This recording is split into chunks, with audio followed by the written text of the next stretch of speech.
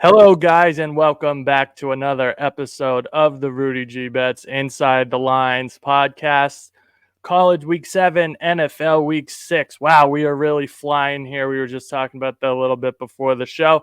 As you'll notice by the faces on the screen and the results last week, show was so nice, we had to do it twice. So John's back for the second week in a row while Dave is on vacation. So hope Dave is enjoying his vacation when he gets to see this. But yeah, we'll bring John back in. John, nice going on your 2-0 best bets there with your college plays, and glad to have you back on, buddy. It was a great show. Yeah, thanks, man. Pleasure to be back on. USF UAB over. That was easy. They actually almost got there at halftime. No defense whatsoever in those games. Actually, UAB played some pretty decent defense in the first half, but yeah, their offense exploded as predicted. So it was nice to get an easy one. Yeah, it was a good week for us. I had the in college football. I can't even remember. It was UCLA -3. Oh yeah, UCLA, and they really tried to give that was Dante Moore tried to lose us that badly. Yeah. Pick six at the goal line, and a bunch of things went wrong, but ultimately they did cover. And I'm slipping my money line. Colts, yep. Oh yeah, Colts. Yeah, me and John were both talking about the Colts too. Yep. Even with Richardson going down, still got the job though, Minshew. Yeah. So that was a good week, good show for the best bets, and I'm excited to give out some more winners, hopefully. Yeah, I think everyone did pretty damn well for the most part. I had a great week. Overall, NFL Sunday was 7-1. I think the last two Sundays now brings me to 13-1 sides, totals, and teasers. So really seeing the board super well in NFL. Best bets was ASU plus 4.5 against Colorado. That was good. They were winning that game at one point. They honestly probably should have won that game. They kind of fell apart towards the end, but they should have went for two. Yeah, when you have one win, I mean, and you're playing a team like Colorado, I'm a believer in you just go for the win in those type of scenarios as well. And then similar to UCLA and Ryan, another one that got there. I mean, it had no business not getting there. The Dolphins first half -16.5. 6.5. Or yeah, sorry, 6.5.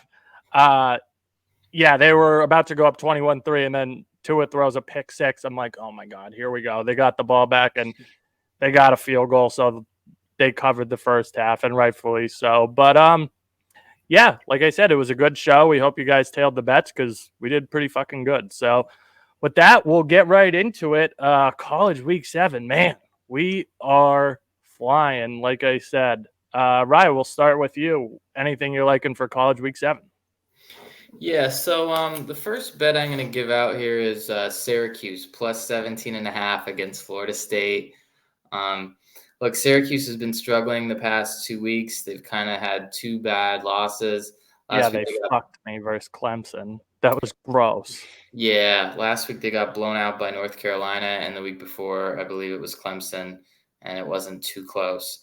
But don't forget, they did start out 4-0. And I'm not totally convinced on Florida State right now. They had that close win against Boston College, and then they won in overtime against Clemson. If you dig into their stats, nothing really stands out for a fourth-ranked team in the country. They only convert 38% of their third down opportunities, and Syracuse is actually converting almost 50% of their third down opportunities. I think these teams are a little bit closer statistically than someone might realize, and all the bets are on Florida State. This is kind of just like a hold your nose play. I feel like I've been pretty good at reading these lines the past couple of weeks on the show because I don't know as much about college as I do in the NFL.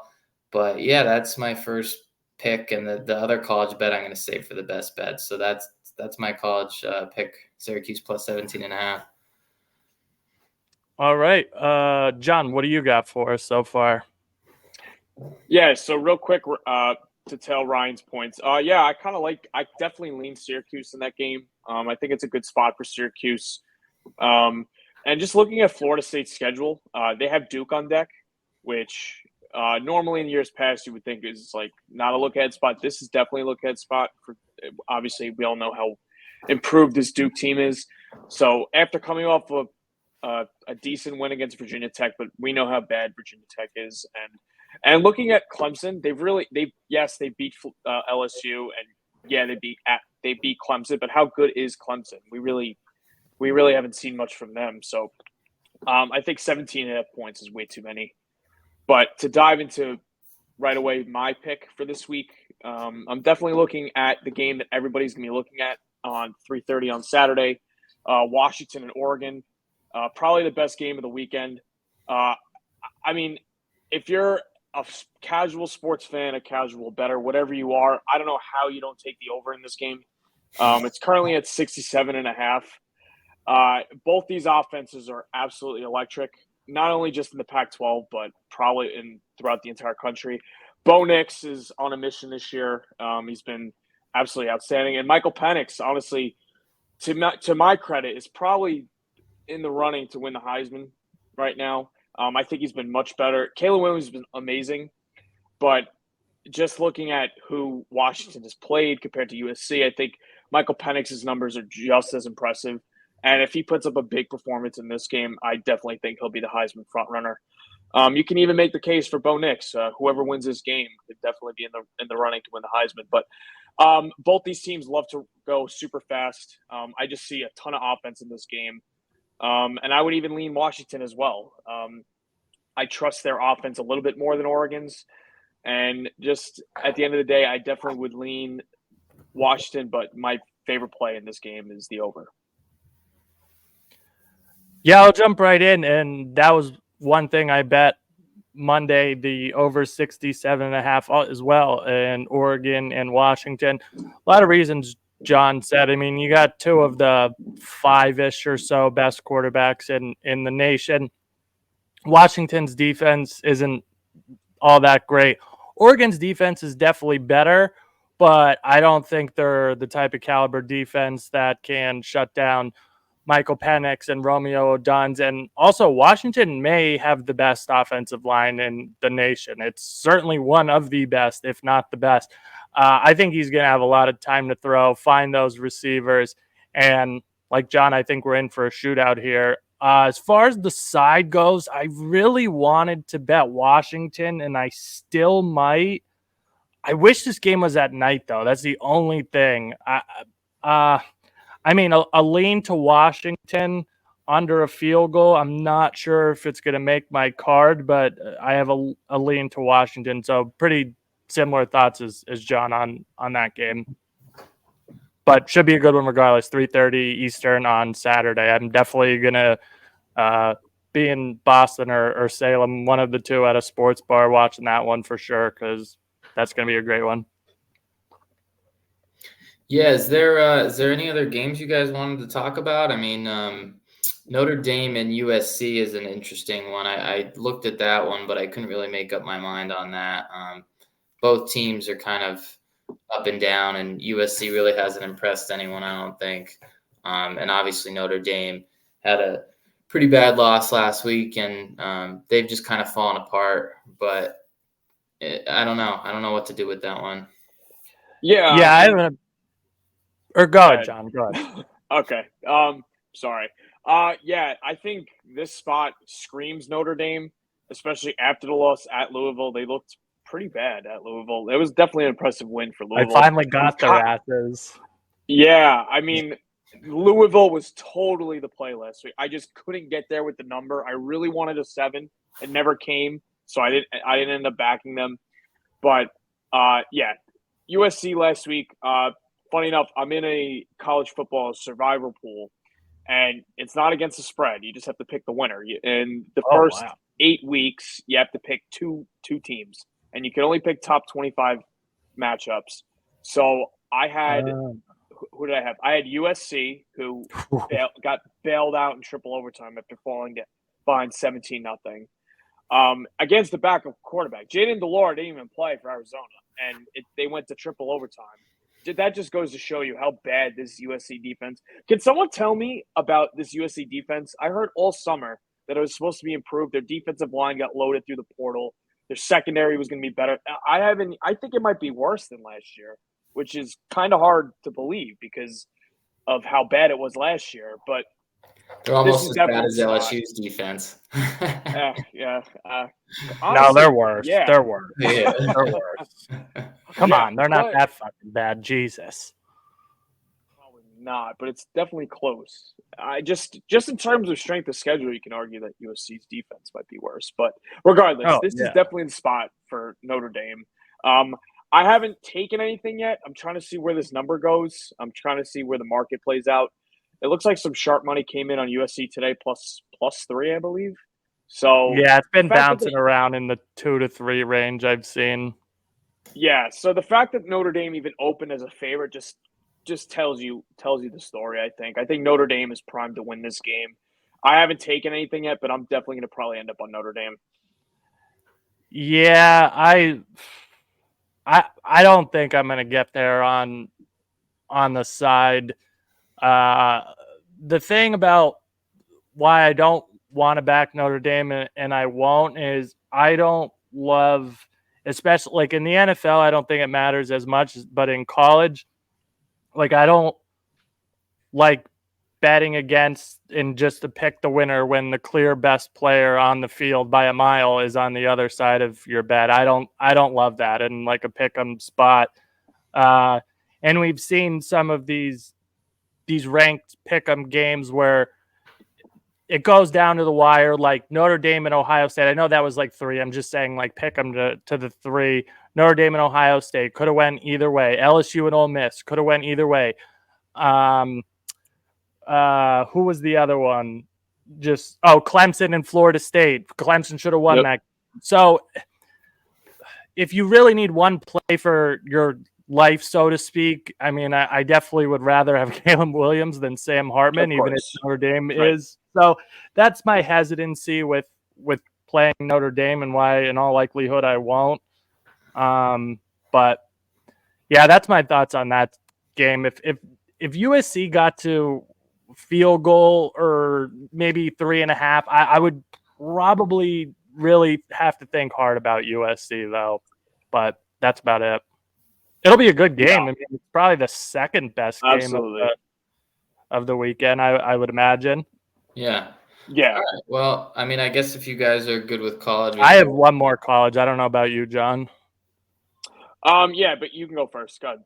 All right. So last week on the show, the guys, much more confidently than I did, gave out this team right here. And they came through with the pick 6 at the last minute of the game to get the cover. Yep. This week, they're at home, laying 11.5, I believe it is, against Auburn. Give me LSU here. Auburn, I think Auburn is dog shit. Like, I really don't think this team's very good. There's a reason why LSU is laying almost 2 full touchdowns here. I know LSU's defense is bad. Everyone knows LSU's defense is bad. It's already baked into the line. Like there's no secret. The problem is Auburn's offense is atrocious. They're 121st pass offense in the nation, and that's what LSU stinks at. They can't defend the pass. Their corners are all transfers and stuff like that. And the fact that everyone and their mother is betting Auburn and that line is holding steady means there's respected money keeping this on the LSU side, despite the very lopsided number of tickets. Everyone has sold their LSU stock. And like I said, I get it. Their defense is not good.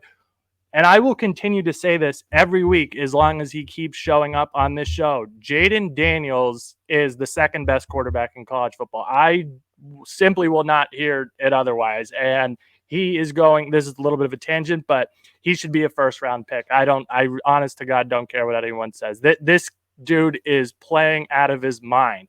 When you have a defense that's so bad like that, similar to Caleb Williams, and you're winning games and it's not like LSU's played an easy schedule at all. LSU probably, if I had to guess, would be in the top 5 of Power 5 schools for most difficult schedules. They haven't really played. They played one cupcake, Grambling State, I think. That was it.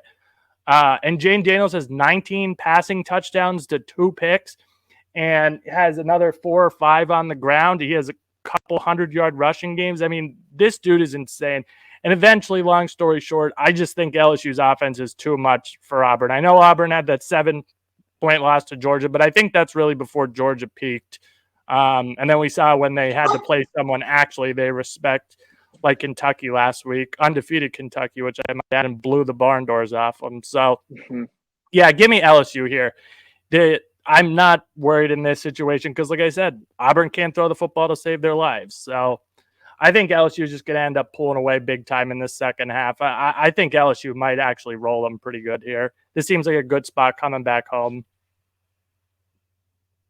Yeah, I don't disagree there. And to go off your Jaden Daniels point, yeah, I shouldn't have said that when we were talking about Penix and Bo Nix, but Jaden Daniels has been one of the best quarterbacks in the country. He's been playing out of his mind. Last week, a little bit scary. He got hurt towards the end of the game, and he ended up coming back in. But, yeah, he's going to be okay. Yeah, so I'm sure he's fine if he came back in, and he looked okay when he returned.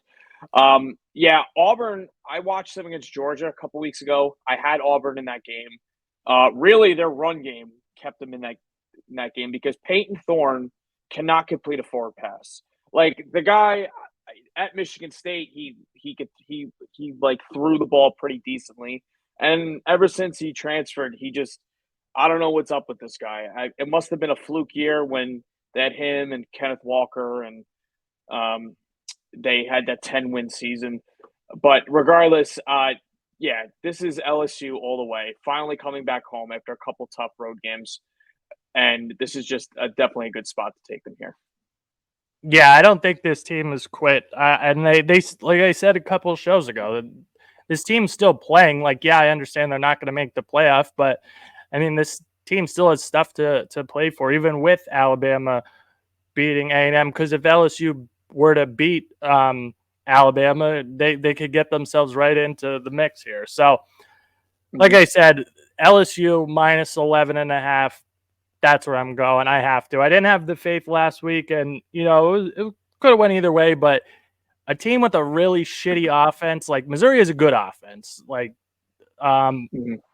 Cook and I always forget that receiver's name, who's real good. I always want to say Bowden, but it's something with a B. I can't remember his name, but he had a big game. But Missouri doesn't have those types of threats on offense. Oh, Luther Burden. Yeah, Burden. I always want to say Bowden. Yeah, he's electric. Yeah. Yeah. And yeah, long story short, I just want Jaden Daniels to get some respect, and I don't know how much more the dude has to do, because for my money, he's playing the best or the second best, or I guess you could say third at the worst, but it's not his fault. His defense sucks. That's why he has 2 losses, not because of him. So give me LSU here. I think LSU could really put a whooping on Auburn here. This seems like a nice spot for them here. So give me the LSU Tigers here. But with that, we will get into our NFL Week 6. Man, it sounds weird just saying that, but here we go. I'm going to go first just because I have a disgusting one, and it's so gross. It's probably one of the grossest ones on the board, if not the most disgusting. But I like the Panthers plus 14 against the Dolphins here. I have to do it. And there's actually some reasons why here. So last week, the Dolphins played the Giants, and they were like 12 or 13-point favorites. Now they're more of a favorite against the Panthers, who have better metrics across the board than the Giants. I know the Panthers don't have a win, but the Panthers have also, like I said, have better metrics than the Giants. The Giants, I mean, they don't have the Panthers. Adam Thielen's been playing great. The offense is seemingly making strides. Like that Lions game, the offense looked okay. They should be getting some guys back on defense here. Miami lost Devin Achane to IR. Teron Armstead's on IR. They have some guys out. I think Jalen Phillips might miss the game. They have a couple guys banged up, so it's not like Miami's at full strength here. And they didn't exactly blow out the the Giants. The Giants kind of hung around in that cover range last week the whole game. Miami ultimately did get the cover, but with Miami playing like two perceived bad teams in a row off the Bills, and then they go to play, which in all likelihood will be an undefeated Eagles team, assuming they get by the Jets in primetime next Monday. I think this is like a pretty good spot for the Panthers. I don't know how much the Dolphins are really going to want to show here. And after kind of, I wouldn't say an inspired effort by any means against the Giants, I don't really think they have much of a reason to show up. And also the Panthers, depending on the number, they haven't covered a spread yet this year. That Saints game, depending if you got 3 or 3.5.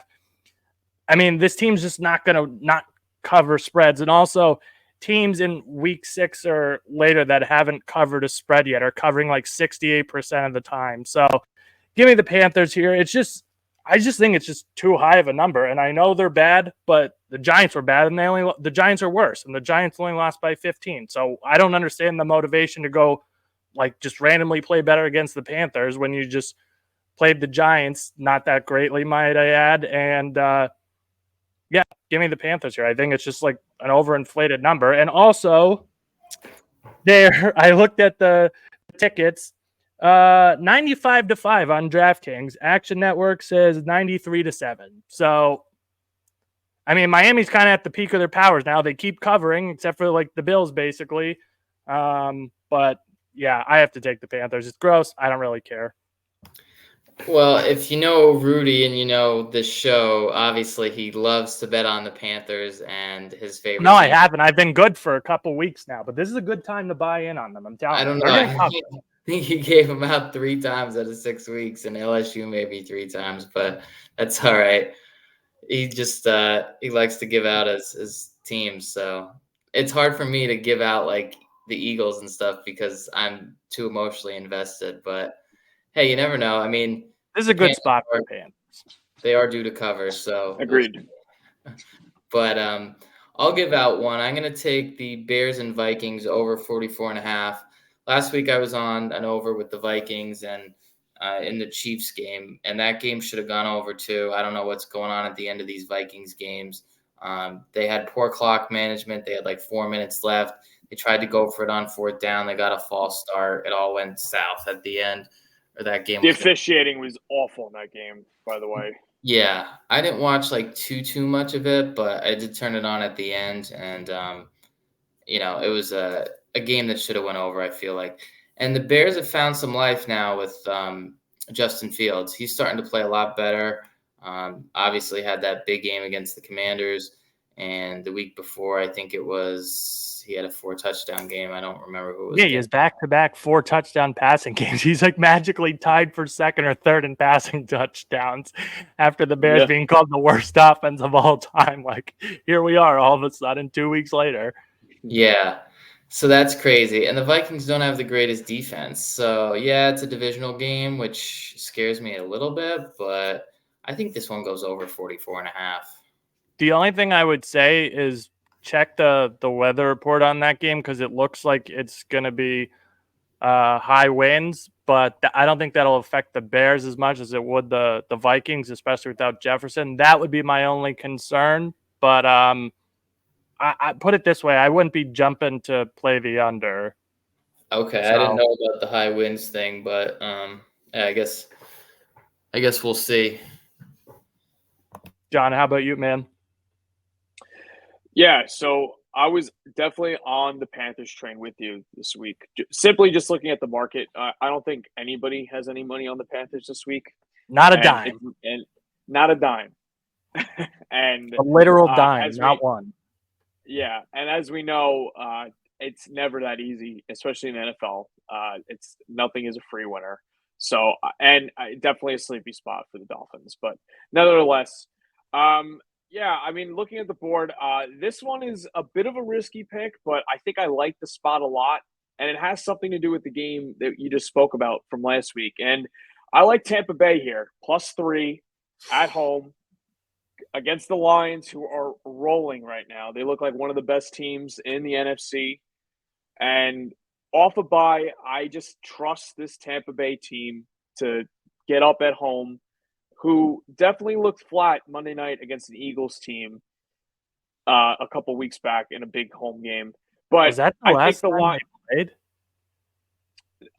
No, they played the week after, I believe. I forgot who they played, but I just know they're coming off the bye. They were at the Saints. Oh, the Saints. That's right. They crushed the Yes, Saints. they crushed the Saints. Yeah, and listen, I think the Bucs are still underrated by the market. I just think a lot of people just assume because Tom Brady's not there anymore that they're just not a good team. But if you look at their defense, they still have a lot of the same defensive pieces that they've had in the years past. They still have a really good defense. I like their receivers. Chris Godwin, Mike Evans. You have to check with Mike Evans. I think he may or may not play this game. I haven't fully checked the injury report. Regardless, Baker Mayfield's actually been playing really, really well outside of that Eagles game. He's been sharp. And I just think this is a sleepy spot for the Lions. Crushing the Panthers last week, riding high with a 4-1 record. Now going on the road to Tampa, where it looks like it's going to be pretty hot and humid. So that could definitely play a factor on a Lions team who mostly plays indoors in their home games. And this spread just seems weird to me. Looking at it, I'm just shocked how low it is. I would have thought like it would have opened like Lions -5, -5.5, 6. And the fact that it's this short is just screaming to me that Tampa Bay is going to cover this game and maybe even win. I like Tampa's defensive pieces. I think they could stop the Lions' rushing attack. Jahmyr Gibbs is still hobbled for the Lions, which obviously hasn't mattered because David Montgomery is running like a madman right now. But I still like Tampa Bay's defense. I think they'll be able to make enough stops, make Jared Goff uncomfortable a little bit. Amon-Ra St. Brown probably will be back for the Lions, which is big for them. But regardless, I still think I like this defensive line. I think Baker Mayfield can make enough plays, and I don't know if they'll win outright, but I think they can cover the 3. Mike Evans, Amon-Ra, St. Brown, and Jahmyr Gibbs are all questionable as of Wednesday night at 9:20. So definitely monitor that as the week goes on. Another play that I like in the NFL, and I mean, this is one that's pretty gross as well, but I like the Patriots +3 against the Raiders. It is disturbing. Like, you think the Panthers bad? This one might be worse. I looked pretty dumb last week taking the Patriots. Patriots. It is. That was my only loser last week for NFL. But brutal. The Patriots, I know, they've scored 3 points in the last 2 weeks. They've looked terrible. But hear me out here. This is the absolute bottom of the barrel that the market could possibly be on New England. They've literally scored 3 points in the last 2 weeks. They lost 72-3 the last 2 weeks. And they're 3-point dogs here against the Raiders. I'm sorry, but like, I just don't think the Raiders are that good. Jordan Love just like barfed all over himself on Monday night. That game kind of could have went either way if Jordan Love, like I said, didn't puke all over himself.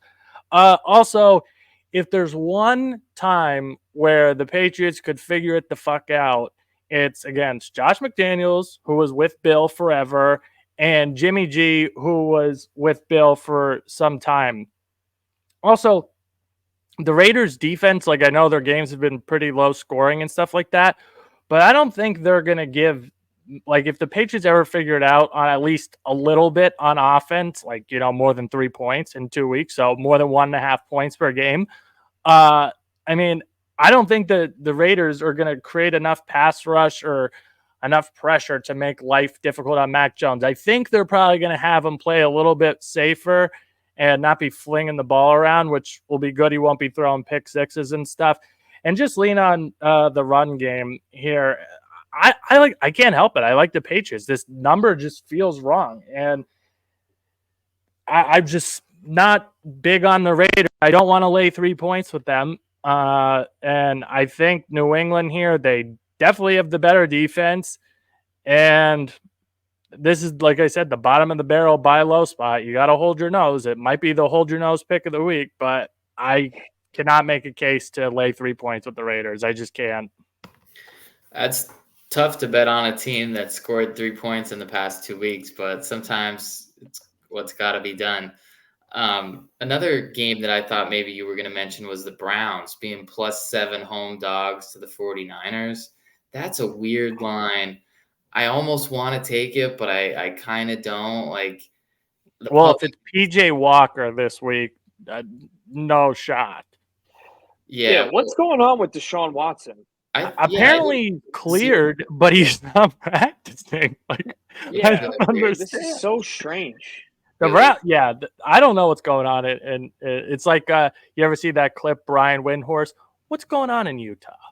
Like, yeah, it's like, what's Yeah. going on in Cleveland? Like, I don't know. Deshaun Watson can't figure it out. Like, they got that offense got big problems. So I don't want anything to do with that game because the 49ers are at the peak of their powers right now, kind of like the opposite of the Patriots. The Patriots, are market value is the bottom of the barrel. The 49ers could not be higher after everyone saw that game.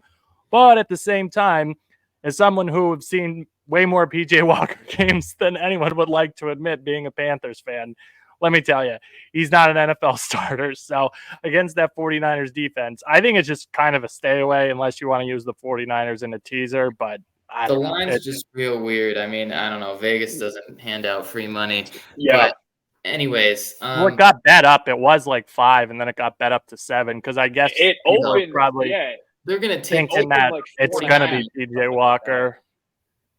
I They're don't know. gonna The Browns have a good defense. They could keep them in. It could be a sleepy spot for the 49ers. I want nothing to do with that game. Unless it gets to 7.5, then I'll definitely have the – but I doubt it will because they'll probably keep it from teaser protection. But I would only take the 49ers in a teaser if it gets to 7.5. That's it. I'd Anyway. probably lean the Browns if they get to 7.5 somehow, even if it's PJ Walker. Yeah, they're gonna have to really run the hell out of the ball. Yeah, like the defense. Plus, if the weather's bad, if it's a bad weather game, I mean, all those points matter. Especially the total will probably drop, and 7.5 is a lot if it's sloppy weather. Yeah. Anyways, the other bet I have is I haven't given out a teaser in a couple weeks. I'm going to give out the Eagles and the Rams -1 6-point teaser. So the Eagles obviously haven't lost yet, going to New York to play the Jets. Jets defense hasn't been as good as people would have thought. They're kind of middle of the pack in a lot of stats. And, they had that big emotional win last week, with Nathaniel Hackett on the Jets now. So that was a big win for them. And the Eagles, I mean, they haven't put together a complete game yet, but they just keep finding ways to win. I don't expect them to lose this one. So, and then the Rams up against the Cardinals, they're staying at home. Cardinals, I mean, they had some chippy games earlier in the year. It seems like things are starting to fall apart a little bit there. And with Cooper Kupp back, the Rams offense played really well in the first half and just kind of disappeared. But I think they get it done pretty easily there. So I like the Eagles and Rams teaser, 6-point teaser. Yeah, the Rams are going to be my survivor pick this week. So I hope you're right, Ryan. Yeah, they're going to get it done.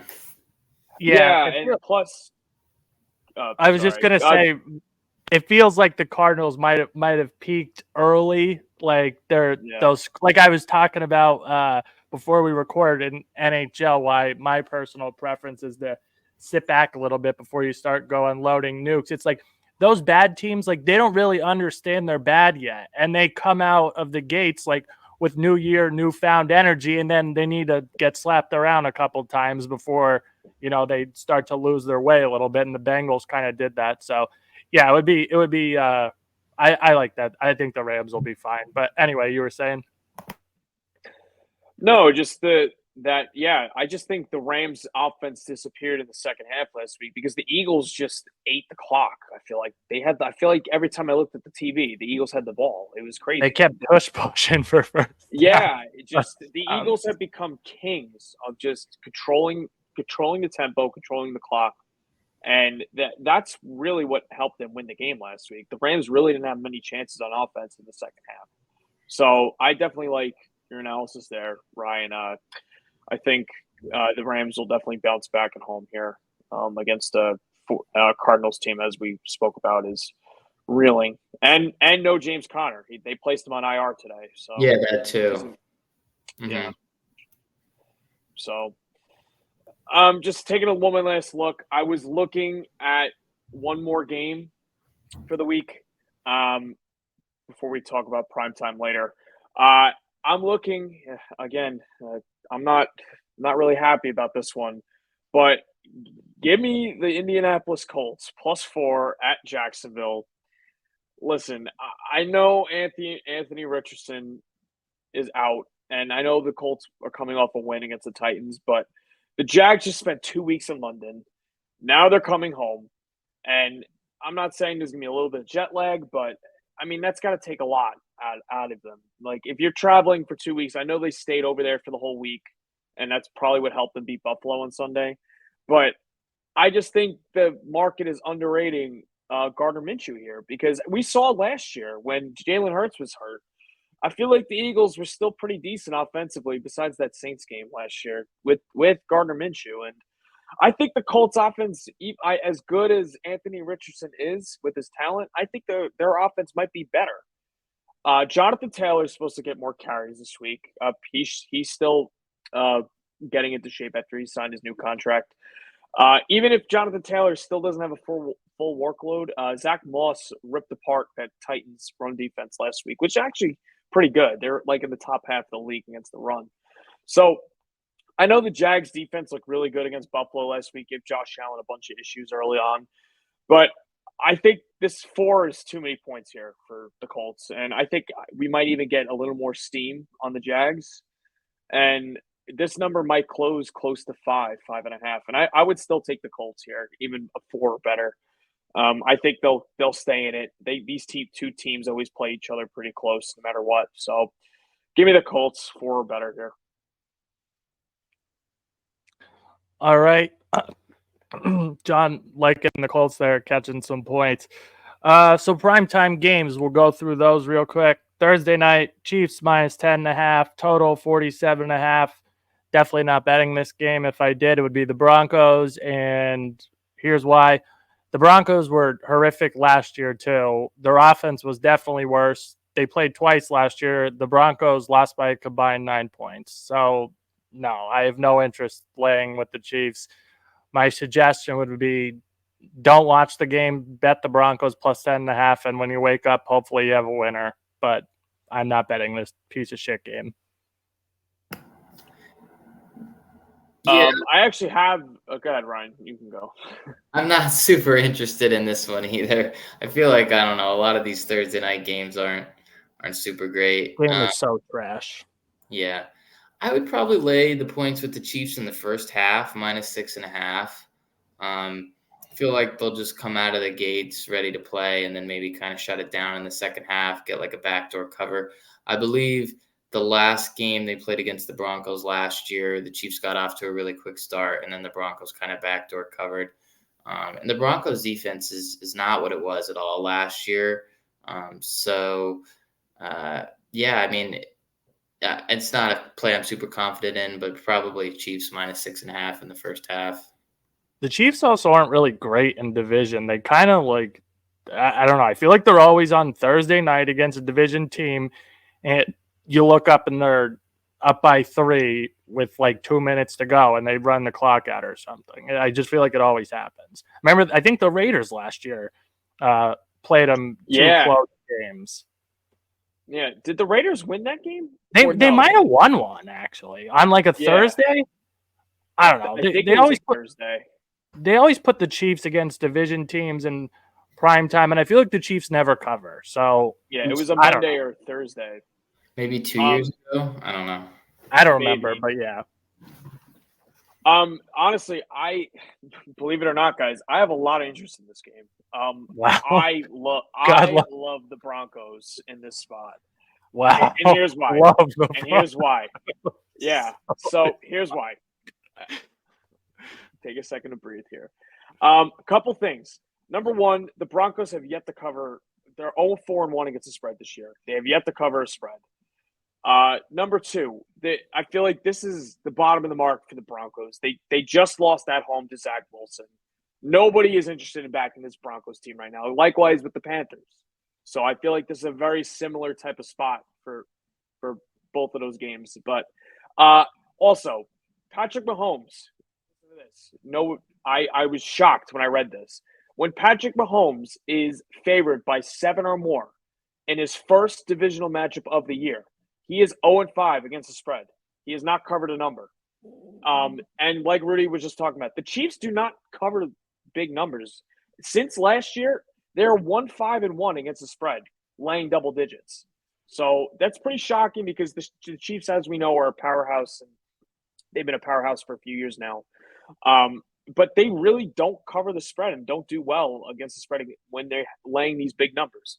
Also, I just think this is like a very desperate Denver Broncos team. I mean, they got to show some sort of life here. Sean Payton, I know he signed that big contract, but if you see the Chiefs blow out the Broncos here, there's gonna be a lot of rumblings of why the Broncos traded those draft picks and gave Sean Payton all this money. And Russell Wilson, I'm sure, is tired of hearing all this negative talk all week. He got outplayed by Zach Wilson last week. And honestly, it's a divisional matchup. Chiefs really don't cover the big number. I like the Broncos here, especially at 10.5. And I really think we might even get up to 11 before kick. Yeah, I mean, like I said, I don't disagree. It's just if you have the stomach to bet the Broncos, and I feel like I'm betting enough shitty teams this week, so I'm not sure.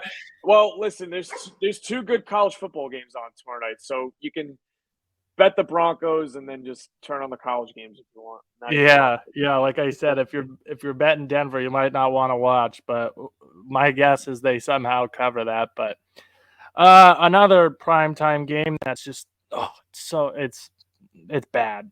Bills -14 against the fucking Giants. Like, why, God? Why are you doing this to us? God. Ryan Dable revenge game, man. I don't know. I guess give me the Giants just for the sake of telling the people something on the show. I don't really want to lay double digits very often in the NFL. It looks like Saquon could play, and I don't really care if it's Tyrod or Daniel Jones. I mean, Daniel Jones has been fucking atrocious. So, I mean, I know Tyrod Taylor's like up there in age and stuff, but he's been a pretty serviceable backup in his career. I don't know. I mean, how focused are the Bills really going to be for this game? It would be Giants or pass. I don't know. I'm not betting this game for the record. It's too shitty. Yeah, this is one where I look for a player prop. I really didn't dive into it, but Tyrod Taylor anytime touchdown score. I don't know about that one, but yeah, I'd probably look for a player prop to play because I'm not interested in the side or the total or anything really in this game. Yeah, I have no interest in this game whatsoever. Whether it's Daniel Jones, he didn't practice today. It's not a concussion. People thought he might have been concussed. It's a neck, right? It's a neck injury, yeah. So he might play. He's pretty. He's like, I don't know. He reminds me of Eli Manning so much because Eli Manning got destroyed over the years, and the guy always played. So I wouldn't be shocked if Daniel Jones suits up. Regardless, I have no interest in this game. I think it's honestly Giants or nothing. But I could definitely see the Bills putting up a huge number coming off a loss, returning at home here. So I have no pick in this game.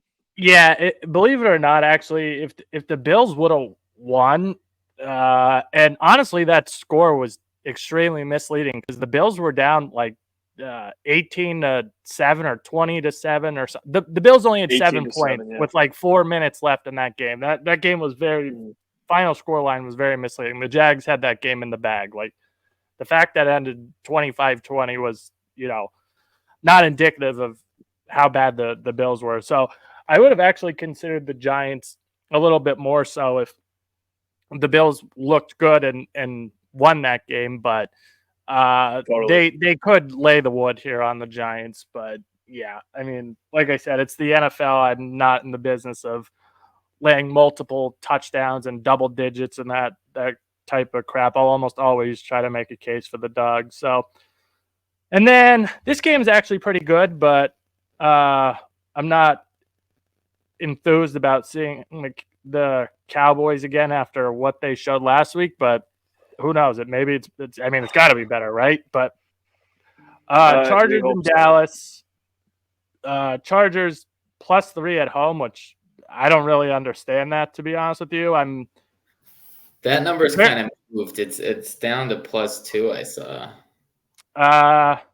I see. Okay, so I see 2.5s, Park, Caesars, Bet Rivers, FanDuel, MGM. Twos Yep. are only points bet in DraftKings, but yeah, Chargers and teasers, and I would even say if it goes back to 3, which it's not all the way till Monday, there's definitely still time. I would take the Chargers with the points. If it stays under 3, put the Chargers in the teaser. Yeah, I mean the common theory is Cowboys. I mean, how could they look worse, right? And the Chargers definitely do not have the caliber of defense that San Fran does. Not even close. But I don't know. That was a little bit concerning that they look that bad. I think the Chargers will be able to put up points, but yeah, it would be Chargers and teasers under 3. If it's 3 or better, I would consider Chargers. Maybe a look to the over too. It's like 50 and a half. But no official. Oh no, I do have the Chargers in a teaser right now with I think the Houston Texans +8. So Chargers +8.5, and yeah, Houston Texans +8. So that's what I've done with the game so far. But those are my prevailing opinions. Yeah, I'm kind of biased on this one because I don't really like to bet Cowboys games. I always root for them to lose, as John knows. But yeah, it is a little concerning. Their offense has not looked that great. I feel like a lot of the points they've generated in some of their other games have been from turnovers from their defense.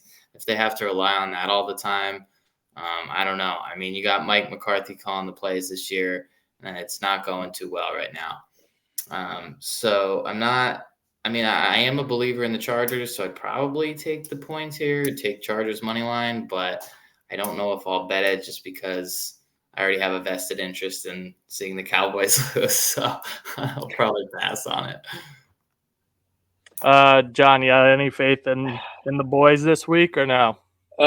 Well, for my own sanity, I'll try and keep this short. But yeah, Sunday night was embarrassing. I actually went and watched the game at my dad's house. He's a Cowboys fan. Unfortunately, he was one of the reasons why I am a Cowboys fan living in New York.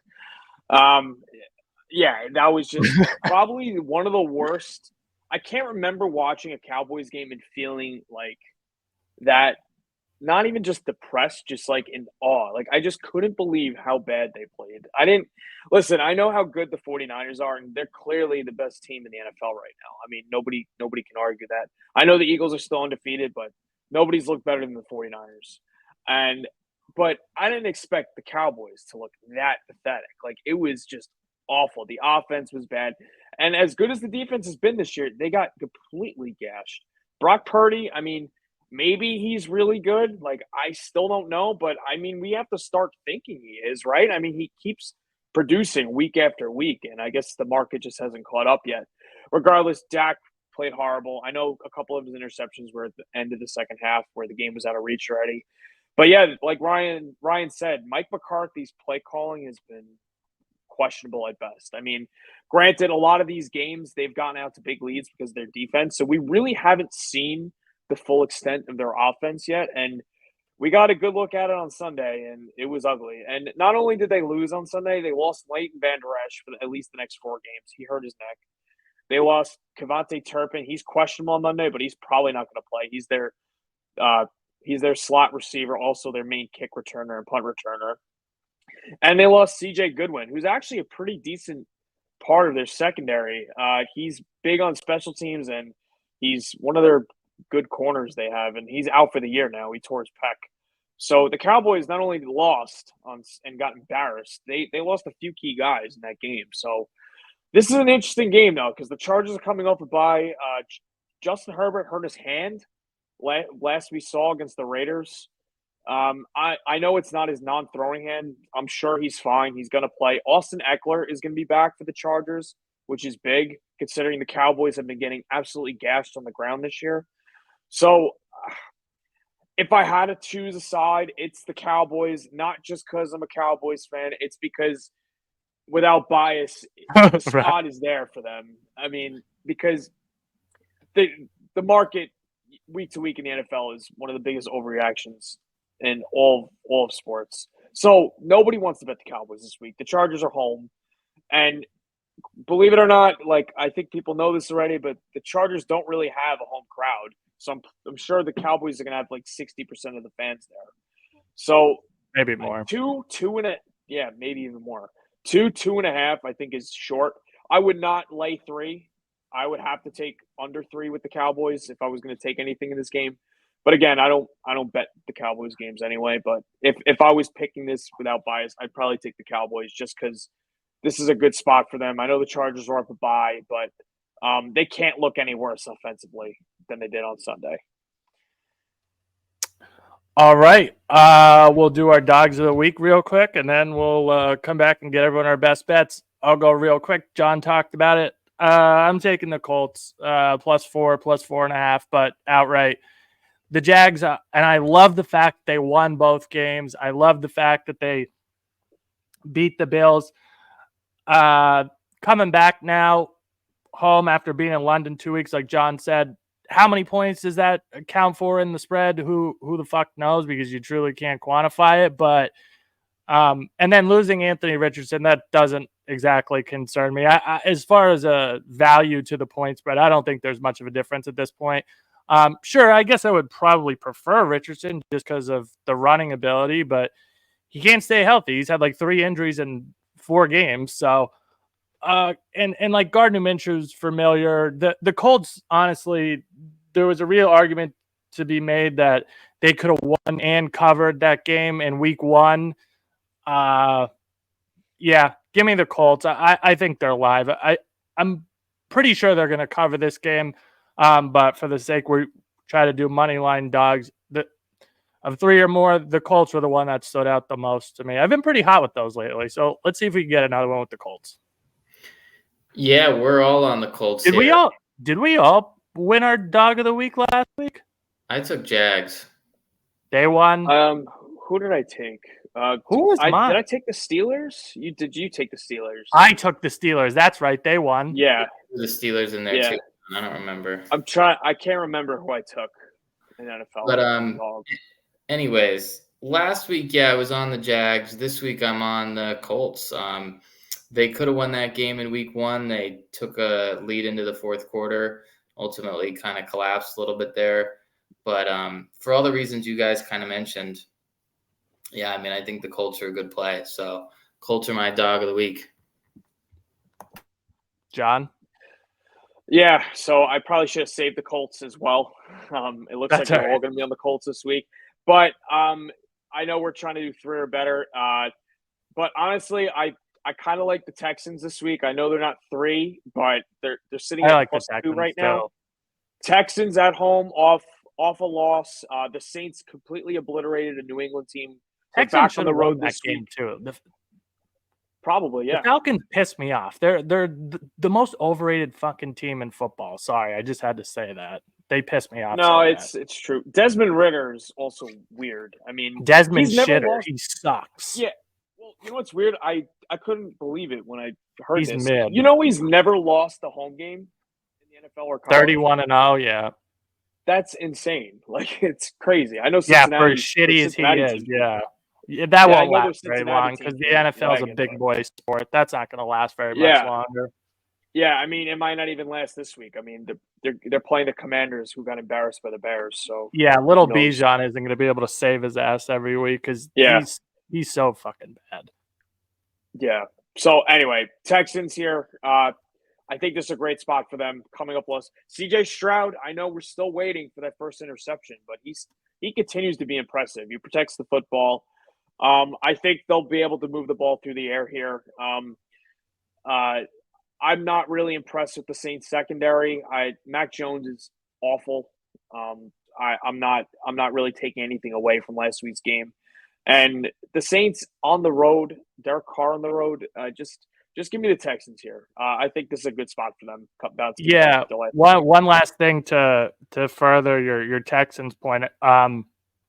The Saints are 31st or 32nd in pass rush win rate. So I think Stroud's going to have some time to find those throws down the field here. And I totally agree with you. The only reason I haven't bet the Texans is just because, like I previously mentioned with the Chargers and Cowboys, because they are under that 3. I used them in a teaser. And I might still bet them straight up. Definitely a good teaser piece, for sure. But I love them catching 8 at home here against the Saints, who are another team that I think's overrated as shit. But well, with that, guys, we will be right back. We'll get you our show best bets, and we'll get you out here for the week. You have been listening to Season 3 of the Rudy G Bets Inside the Lines podcast. We'll be right back after this with our show best bets.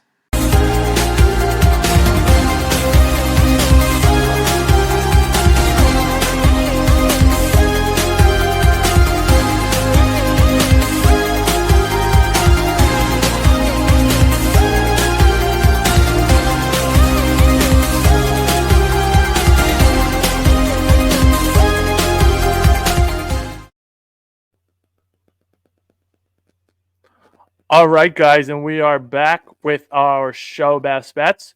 We'll start out with you, Ryan. Nice 2-0 little mini sweep, as did everyone, like we mentioned at the top of the show. What do you got for us this week? Says he has a 2-pack, so let's see. Yeah, so I got Kansas -3 over Oklahoma State. Kind of Kansas is known for their college basketball team here, but their college football team isn't too bad this year. Last week, you saw Oklahoma State beat Kansas State in a game that, Oklahoma State really just kind of controlled and won that one pretty easily. But Kansas has a good offense. They haven't played an incredibly difficult schedule, but they're 11th in the nation in third down percentage, converting over 50% of their third downs. They're scoring 36 points per game. They have a great rush attack, 232 rushing yards per game. And Oklahoma State, like I said, that big win against Kansas State last week, I think they might be a little flat in this spot. They get West Virginia next week. So I don't know. I just feel like this is a good spot for Kansas. And, I like them -3 here. Then your NFL, you said? Oh, yeah, I guess I'll just give my NFL too right away. So my best bet is the Ravens -4. This game is in London. Last week, I had the Colts against the Titans. The Titans aren't a good football team. They're just not. They had that win. Can confirm they are not. Had that big win against the Bengals. I think the market is still kind of like recovering from that. It hasn't reset.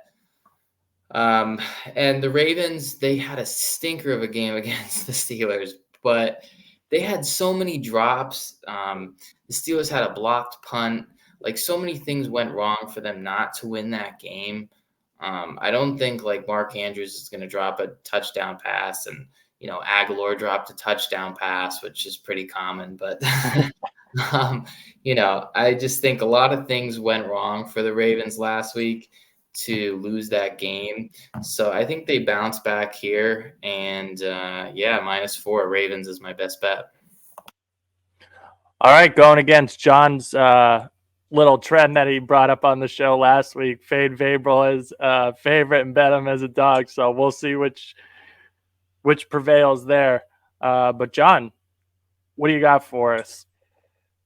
All right. Yep. So last week I had 2 college plays, and I'm coming right back with two college plays. I'm actually writing this specific game up at actionnetwork.com. Quick plug there. We killed it with the UAB over last week, and guess what? We're going right back to the well. We're taking UAB UTSA over 67.5. Same number. It's the same exact number, and I don't care because guess why? UAB, 23rd in the nation in rushing success rate, 14th in line yards, 21st in passing success rate. They're 47th in quality drives. Their defense, 131st against the run, 128th in line yards, 89th against the pass, 118th in defensive finishing drives. So whenever a team gets past the 40-yard line, guess what? They're probably giving up a touchdown. UTSA got Frank Harris last week. He looked good. He looked healthy. UTSA tends to put up a lot of points at home. And just looking at their offensive statistics, they're a little skewed because obviously Frank Harris has been injured for them. But now he's back. And when he's back, their whole offense is humming. And this is a large number. I actually considered taking UAB, but I can't back Trent Dilfer. That would just go against all my morals and values in life. So we've had enough of those on the show. Yeah. So I'm gonna go an easier route here. Let's go back to the well with the over in UTSA and UAB. And funny enough, guess what? I'm fading Deion Sanders again this week. We got a Friday night game. Man. So I'm going with Stanford. I got them at plus 12.5. I believe they're at plus 11.5 now. That number's starting to tick back down.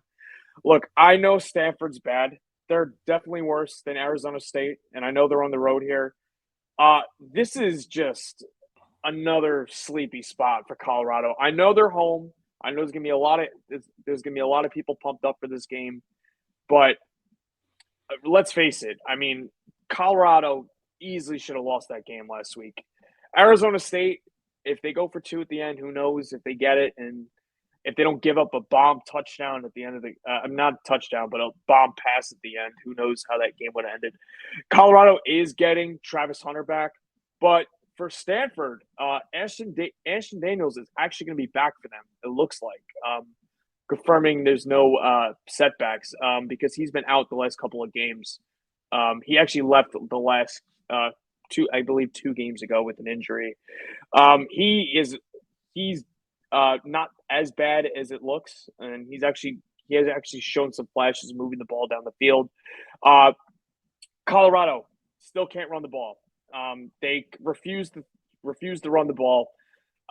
Stanford is actually not too bad against the pass. I know they got steamrolled by Oregon a couple weeks ago, but coming off the bye, I just think Stanford will be ready to play. They've had 2 weeks to prepare for Colorado. And like I mentioned last week with the Arizona State handicap, it's a lot easier to prepare for a team when they're one-dimensional. And as we know, Colorado is one-dimensional. So this is obviously an ugly pick because Stanford's not a great team. But give me Stanford here. I think it's a joke that Colorado's laying this many points.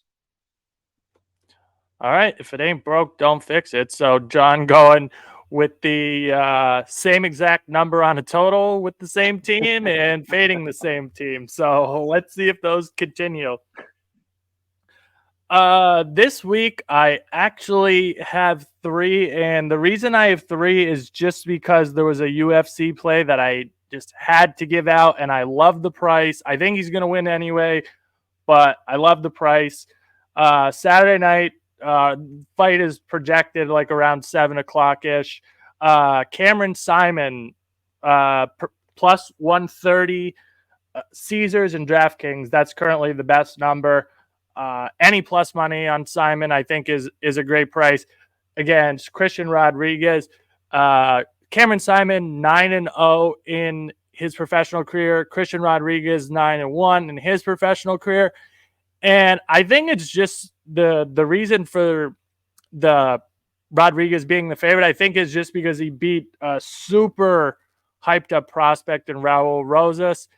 And he was losing the first round real bad, but Rosas just blew his gas tank trying to get a finish there in the first round and then just, fell apart. But Cameron Simon's not going to gas out. And Cameron Simon, great athlete. He's so young that he's still the level of his improvements every fight we keep seeing from him is just leaps and bounds better.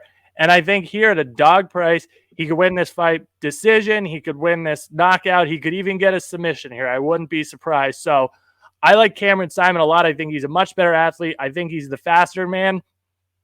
And I think he'll be able to take whatever Christian Rodriguez has. I love him. I could not believe that this price was plus 130, like on DraftKings and Caesars as it currently sits, but I think any plus money is good. So give me Cameron Simon plus 130 on Saturday. My other college best bet is a game we talked about pretty early in the show, over 60.5, Notre Dame USC. I think this game could definitely turn into a track meet here. I know Notre Dame's defense is pretty good, and it probably the best one that USC's faced, but I don't think it's really possible for a college defense to shut down Caleb Williams in that offense. It's just way too high flying. And on the other side, I think Sam Hartman and company will have a bounce back game at home against a much worse defense in USC than they faced last week in Louisville, and also kind of a tough spot, as I alluded to with my Louisville play last week. So up and over 60.5. My NFL best bet is the Cincinnati Bengals team total over 23.5. Last week, I went on a huge rant saying that the Bengals had to be the side. I think that was the week, I thought they were going to show us something, break out, and they definitely did. Jamar Chase had another great week. Joe Burrow looked good. He was healthy. He was throwing the ball down the field. They were connecting on big passes, and things looked well for Cincinnati. Now they get home against a Seahawks defense that is just atrocious. People are going to think about the 11 sacks against the Giants and the turnovers and stuff. No. The Seahawks defensive metrics are skewed because of that. All the turnovers and 11 sacks. This team does not generate pass rush. They don't take the ball away. And I know Tariq Woolen and Witherspoon are like good corners, but they're not going to be locking up Jamar Chase. And also, I think T. Higgins could be back this week. Regardless, in a game that I think we're going to get points, rather than trust the Bengals to cover the 3, I'm pretty sure the line has ticked up a half point to 3. I love over 23.5. I think the Bengals could definitely get, about 30 or so here, building off what they did last week. Coming back home, bad Seahawks defense. Like I said, their metrics are severely skewed just from that 11 sack and, 5 turnover game or whatever it was against the Giants, only allowing 3 points. So don't let that fool you. Bengals over 23.5. Those are my 3 plays for the week. So with that, guys, closing remarks here. John, it was a great show last week. Let's hope we make it another one again, man. Glad to have you on. Yeah, thanks for having me on again, guys. Let's keep it rolling. Just praying to the regression gods here, because I had a 12-2 Saturday last week. So let's hope we keep it rolling. Yeah, I'm hoping to have another good week too. It's kind of up and down, like John said. You got to hope regression doesn't come too quick, but we'll stay ahead as long as we can, and it's all we could do. So hopefully another good winning week here. Yeah, it seems like everyone was kind of on the same page this week, so hopefully that bodes well, and we bring you guys another winning show. So with that, guys, Rudy, Ryan, and John signing off for the week. Good luck with your bets. Enjoy all the action. We got a little UFC, a little college, a little NFL. Hockey's back, baseball playoffs. So whatever you get involved with, whatever you're watching, have fun and good luck. And we'll see you next week. Take care, guys.